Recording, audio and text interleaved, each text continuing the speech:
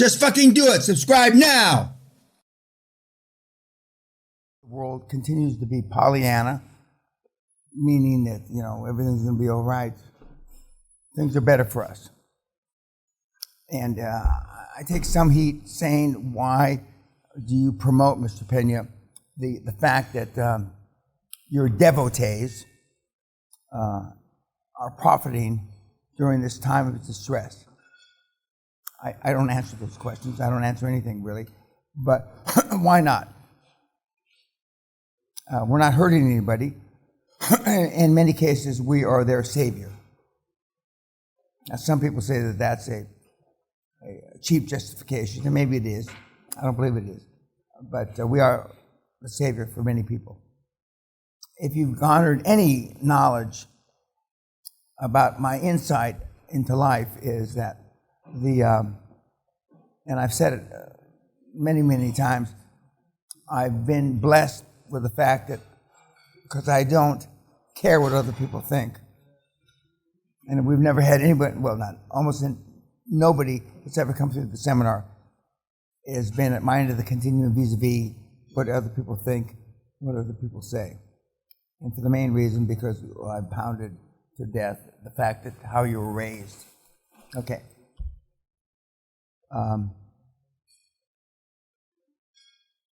I said in a word, if you were going to take anything away from the seminar, selfish, which you've all been taught not to be. Well, how's your program worked out so far? And I chuckled because it hasn't. I mean, the world is our oyster. And when I have a few drinks like this and I think, fuck, how to get back in the hunt, and I'm positive back in the hunt I can make $1 billion by January 1.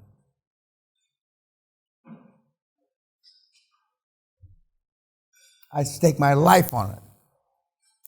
You were asking me about it. How soon, remember? Somebody made $1 billion a few hours ago, right? If I could make $1 billion by January 1, I'd fucking cut my balls off. But I have confidence. I can't remember the last time I lost. Big difference when you've never won.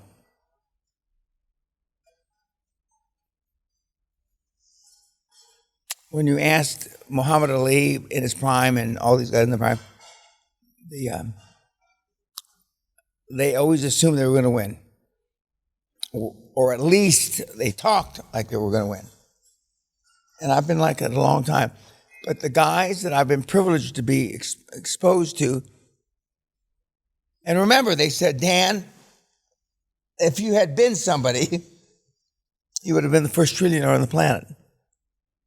Now, you've been around me a week, more or less. And I'm not asking you to, in an embarrassing manner, how do you stack up to me? We all pretty much know what the answer is, right? But that's heretofore. That's not going forward. The closest to my personality that you've heard is Marcus Bauer. And I'm not saying this to be self-serving, but he still listens to me after 10 years. He still listens. Now, the names I can't use because they're privileged. Because of, one of the deals, I can use your numbers to add to my $1 trillion, but I don't use your names. And the Hall of Fame guys over there, that's about 15 or 20% of the real Hall of Fame. As they die, my agreement with them ends. So there'll be names there. And you don't know the names because we don't put the names underneath, but there's 2 or 3 names there that have been added in the last 4 or 5 years. They're dead now. Okay, questions? Yes, sir. Okay, from the Cornell that's not really the Cornell. Or a different Cornell, I should say. The different Cornell wants to know what it takes to make that. 10 million EBITDA in 1 year is the fastest way to get there. And I hope you're not listening, Thomas. You are going to surpass that. The little Bible thumper from Canada. And there's been a couple others. Or impact 1 million people. We've only got a couple of people like that, one of which is Mayor Brian QLA Rose. No, Dan Locke has got 10 million EBITDA. Yeah, but plus, he's influenced a lot of people. So Dan is up there for 2 reasons. Dan Locke, hate him or love him, shits money. He has 3 million followers, little ninjas. I don't mean that in a derogatory manner. It sounds that way, though. And maybe I do mean it in a derogatory manner. And if you've been around him, and I spoke for him a couple of years ago, I mean, now everybody in the audience wasn't a ninja. But almost everybody in the audience was a ninja. And he's found his market niche. Because not by definition, but the Chinese, the Vietnamese, and those Asian cultures need role models. And they're not, Bruce Lee's been dead a long time. And he is definitely a role model. I showed you the thing he brought me 17 years ago. And he's a good kid. He's a good kid, and he listens. If you listen a fraction of what he or Brian or some of the other kids have done, you'll make a lot of fucking money. You'll be a lot of, you'll be rich.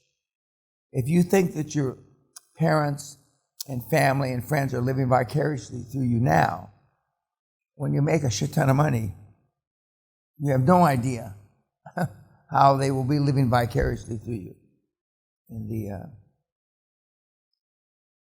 But I'm not here to influence your families. I'm not here to influence the people that follow you. I'm here to make sure that you put numbers on the scoreboard. And selfishly, for me,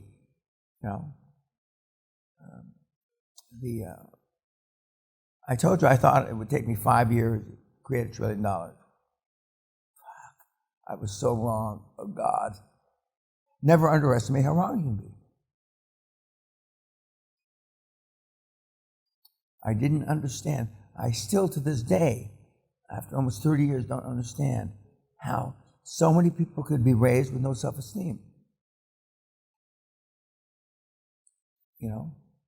As God, Allah, Buddha is my witness. I just don't understand. But then I read your files about your parents, and then I understand. In almost all instances, although some of you were beaten by your parents,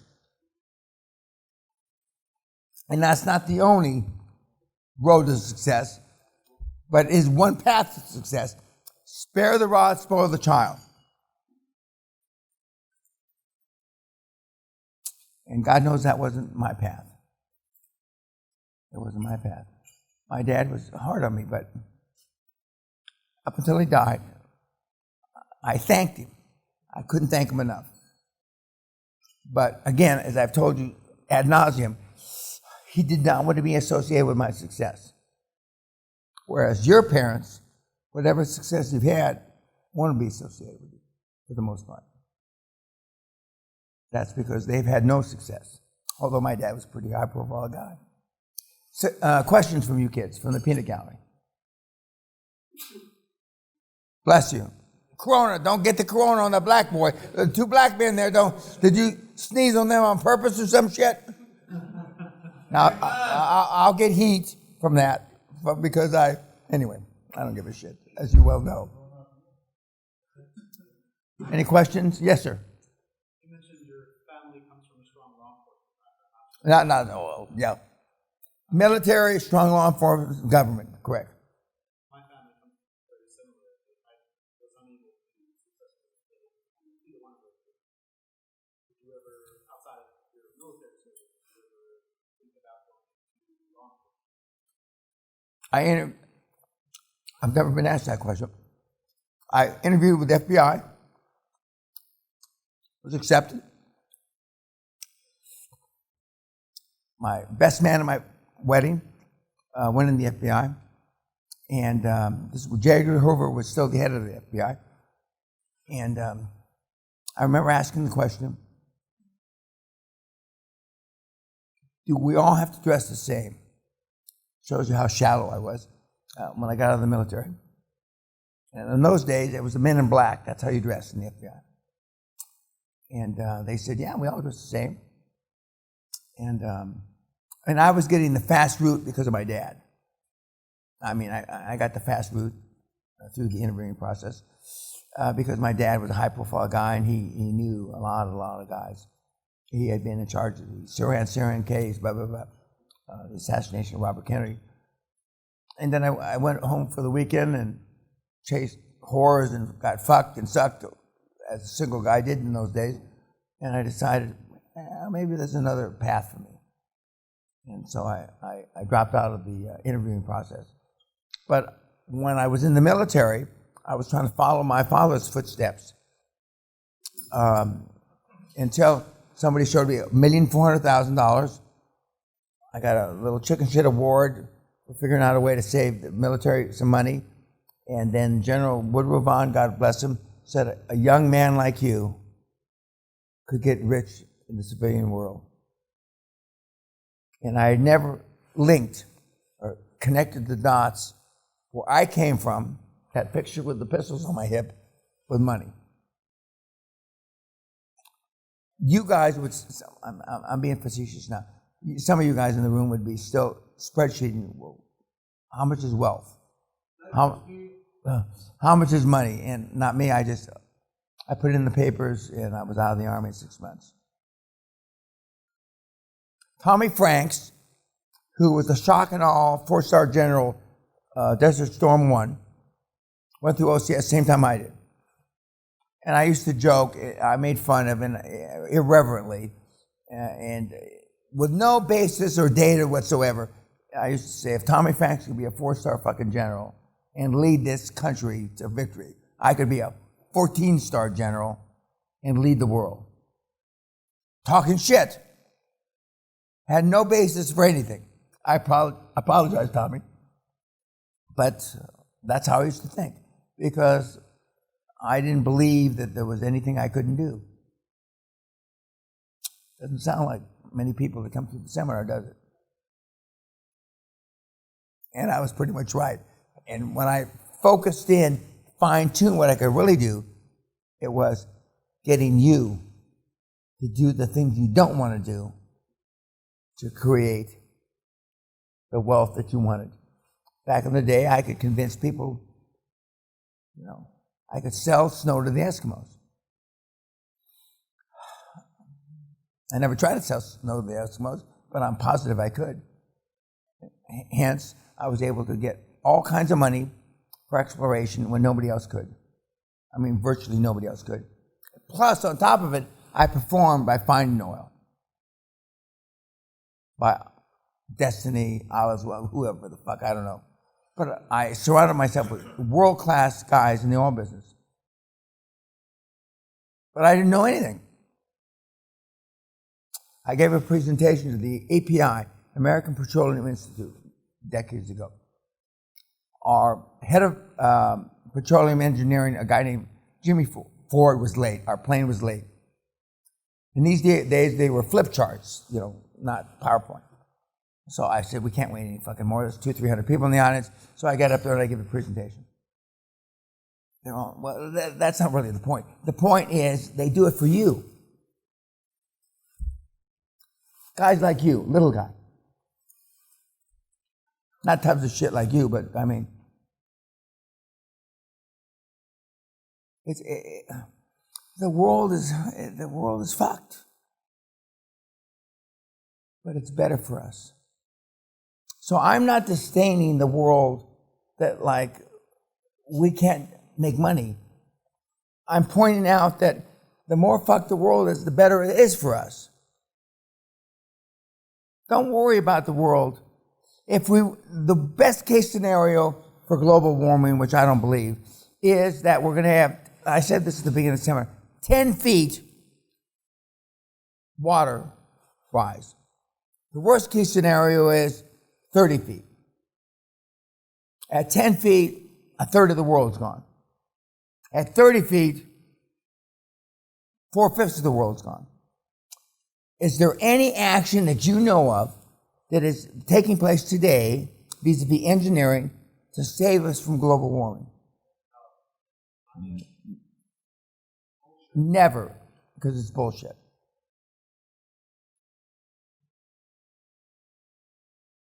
Southern California, which, other than my kids are there, will be gone. Manhattan's gone. Amsterdam is gone. It should have been gone a long time ago. But anyway, why aren't we doing anything about it? Because it's a fucking joke. All the apartments, condos, etc., that have been built in Florida in the last 35 years are gone. Gone. If it were true, why aren't we doing anything about it? Because it's not true. It's bullshit. It's just, anyway. And the guys, not that I'm part of that ilk of Davos, but the big guys know it. It's a fucking joke. We're 600 meters above sea level here. Even the worst case scenario is water's not going to touch us here. That's not why we're here, but anyway. Something else, other question. Yes, sir, in the back. I didn't go over it. You're going to get an email to send me your obituary. What? You already sent it to us. Okay. But you're going to email me commenting about your obituaries.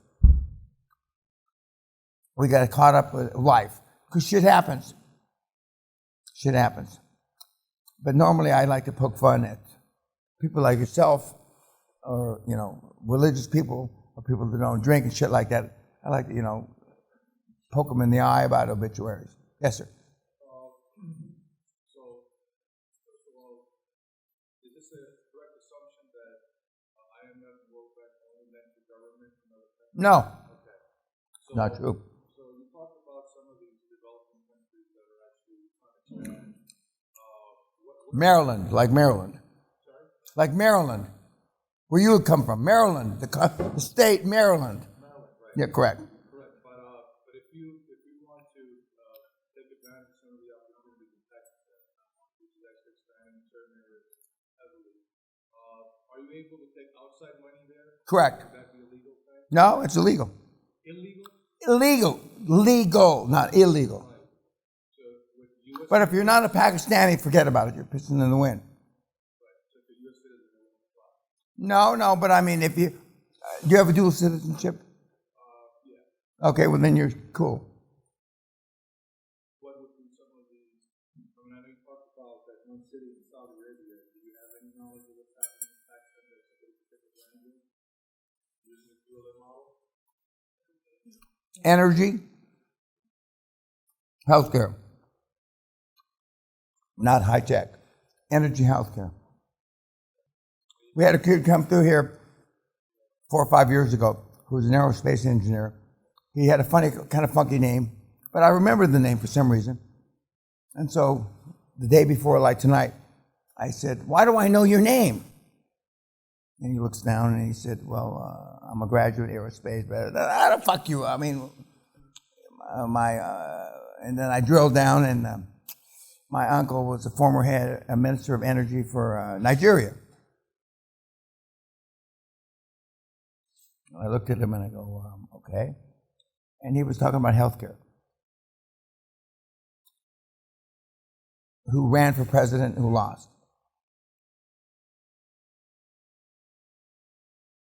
Why are you asking me about healthcare? I don't take advantage of my family name. Are you brain dead? Are you like a fucking Nazi in the back of the row there, asking about Ku Klux Klan? What's wrong with you?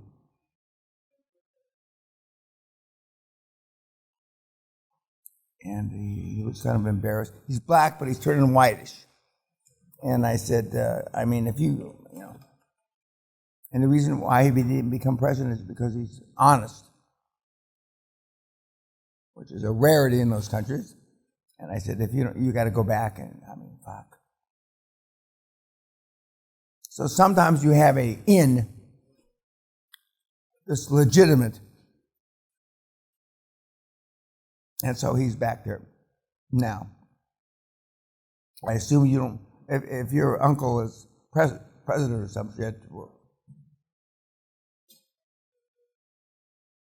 and he's Muslim, and I said, well, how many wives do you have? One. I said, go back and get 3 more.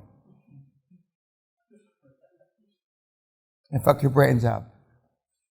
I'm jealous of that shit. Fuck. How many wives do you have? 4. God bless him. Why only 3 instead of 4? Can't you have 4? I'm jealous of that shit. I am. Sally says, Sally says, don't be talking about converting to Muslim, There's a lot of shit I like about the Muslim religion. Not just the wives. It transcends that, Other question? Yes, sir. So before when I asked about the roll-ups and how you structure them under a holding company, and we spoke about doing the crematoriums and cemeteries separate. They're hot, big margins. But separate from healthcare, obviously. Those you have. No, they're considered part of healthcare. Oh, okay. They're the bottom end of healthcare. But so I can do in a holding company. I'm just thinking. No. Start. You want to get your willy wet first. One deal. Yes. But in the case where I look in my area and I have several different options, as into. Which is the lowest hanging fruit? Which is the one that has the most and the biggest margin? That's what you attack first.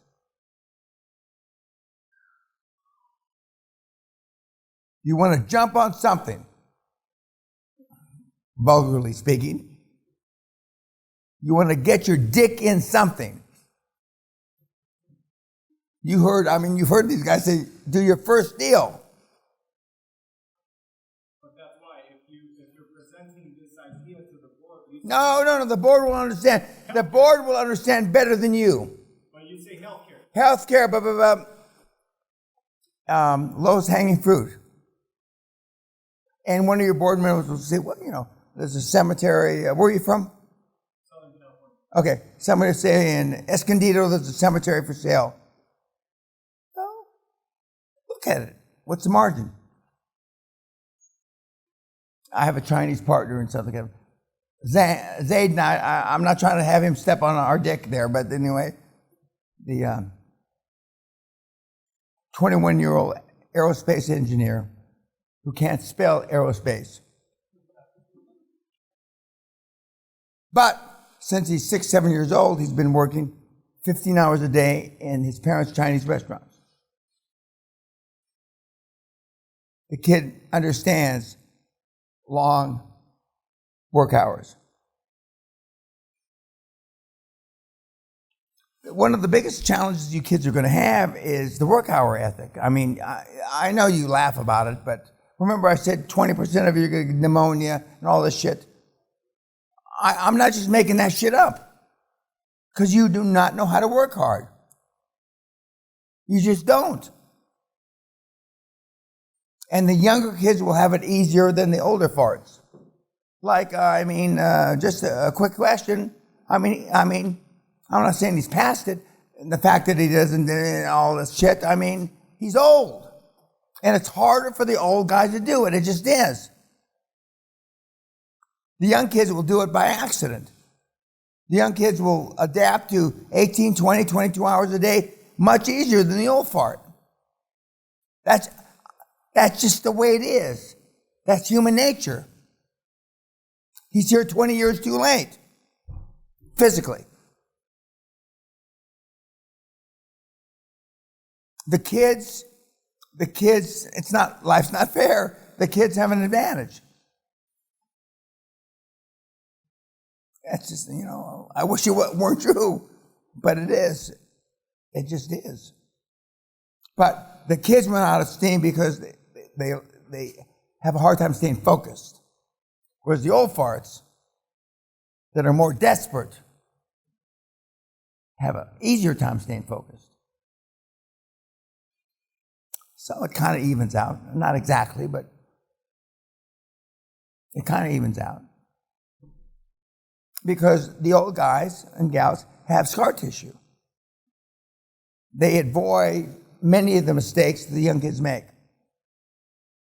Not all of them. And so it doesn't even out. That's disingenuous. It kind of evens out. But remember I said, the ones that stay focused the longest win. Whether you're young or old, the ones that stay focused first, the longest win. They just do. And I've been doing this a long time.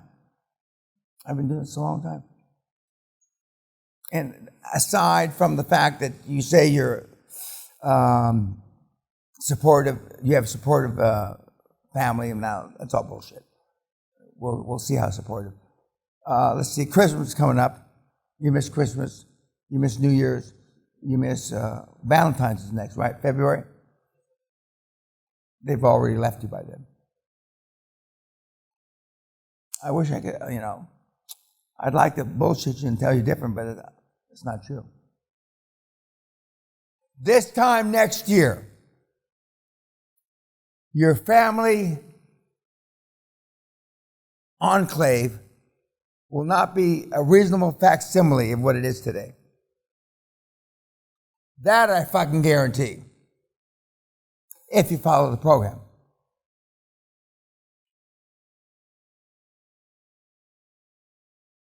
If you do what Thomas did so far, $15 million in EBITDA in 11 months, I forget the numbers now, you will not have one family member that still talks to you.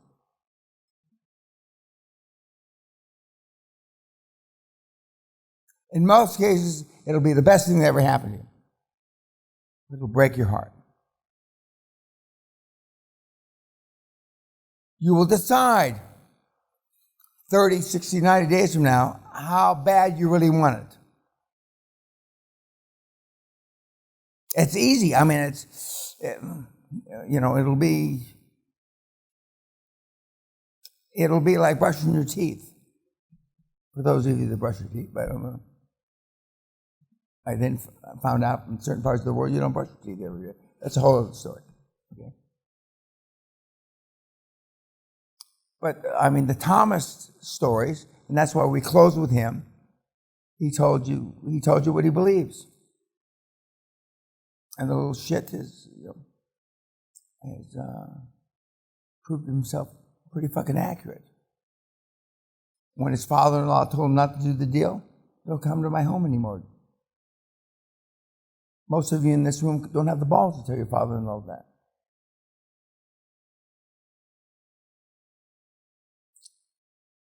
I told you Sally and I didn't talk to our mothers for 7, 8 years respectively. You intellectually shake your heads like that, but you can't do that.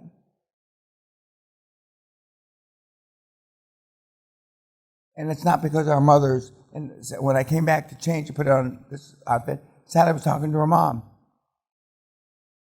Every time I hear her mother talk, it's like a knife in my heart. Something's not right.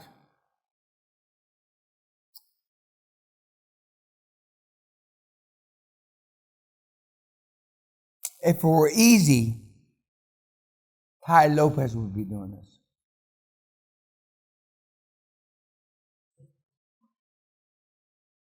And to be in the spirit of candor, Ty is helping certain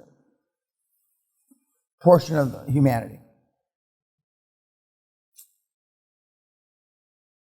Not the portion I'm trying to help. But it's there. You've heard it with your own ears. Now, in 6 or 9 months, I want some of you that have been successful out in the trenches to do webinars for the kids. You know what it takes. But not, even though I tell the kids, tell the truth, be transparent. None of the kids really conveyed that, they were on the edge of suicide, which a few of them were. Now, see, they don't tell you that because they feel ashamed that they're less than. I think they're more than because they drove through that. We don't have the highest divorce rate, suicide rate, and mental breakdown rate for nothing. Most people wouldn't sell our program that way, right? But we're a full disclosure deal. But when you get through that, when you turn that speed bump that's out there that you think is Mount Everest into just, a roll in the sand, and you heard them, they all kind of seem happy slappy now, right? They've got money. It's easy to forget all your problems when you've got money.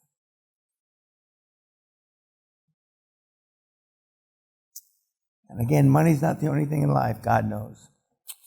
But it's the only thing that anybody keeps track of.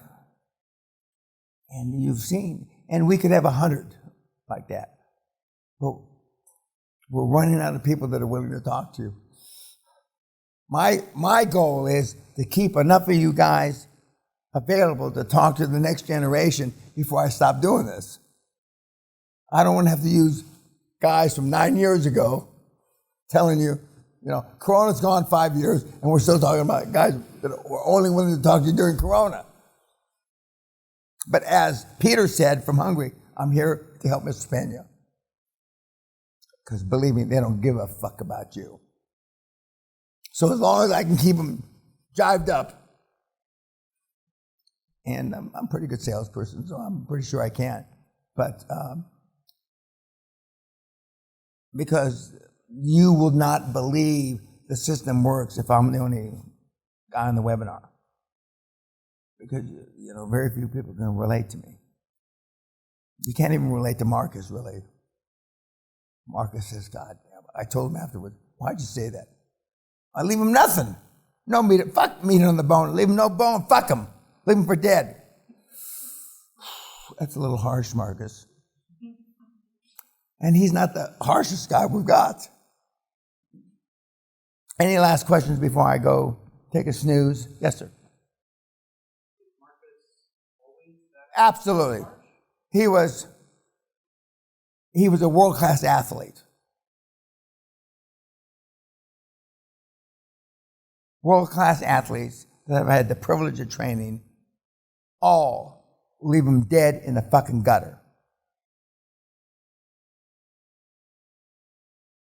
When I had privilege of working with the Lakers, leave them in the fucking gutter. You don't get to that position in life as an athlete when you have empathy or sympathy for a guy that comes in second. No fucking way. When I say leave them dead, I mean leave them dead. I've never had the privilege of working with a world-class athlete that didn't want his competition dead. You know how they always talk about, I'm glad I won the gold medal, blah, blah, blah, and too bad. That's all bullshit. They wish the guy had a heart attack. But nobody says that anymore. Life's rough out there if you're at the top of the heap. I've been at the top of the heap a long, long time. But the kids are getting less intense. When I had the privilege with the SEAL Team 6 guys and the social ops, etc., they said I was too intense. which broke my heart really, but they never asked me back. But they didn't ask any of the other guys. They didn't ask any. Okay, kids. Yes, sir. One. Oh, is this a Dutch slime ball question?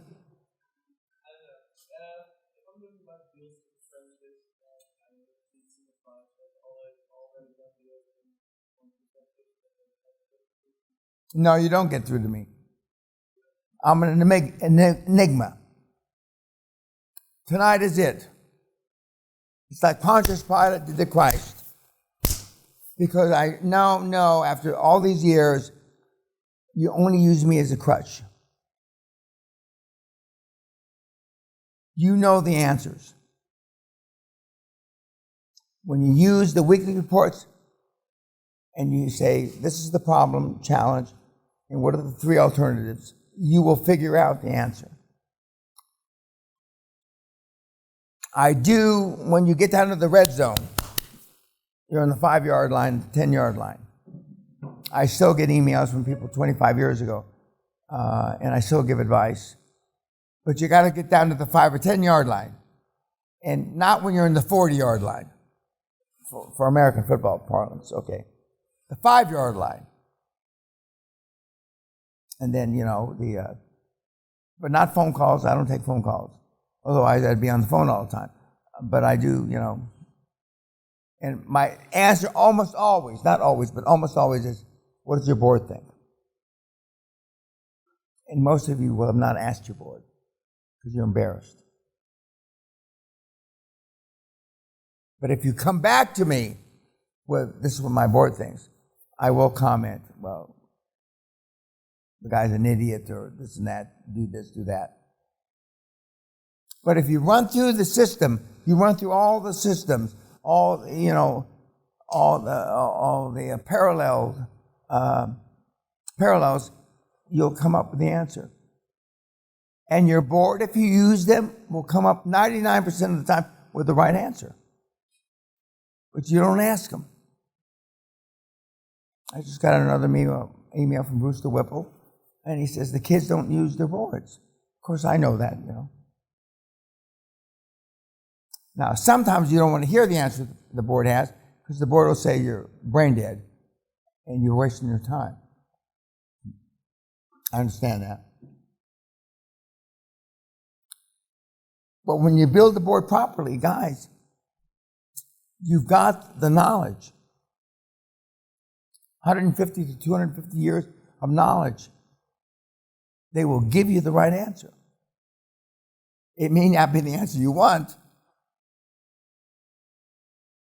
but it'll be the right answer. It'll be the right answer. Okay, kids, travel safely. I see a few of you tomorrow on your one-on-one time. Take care of yourself. Thank you.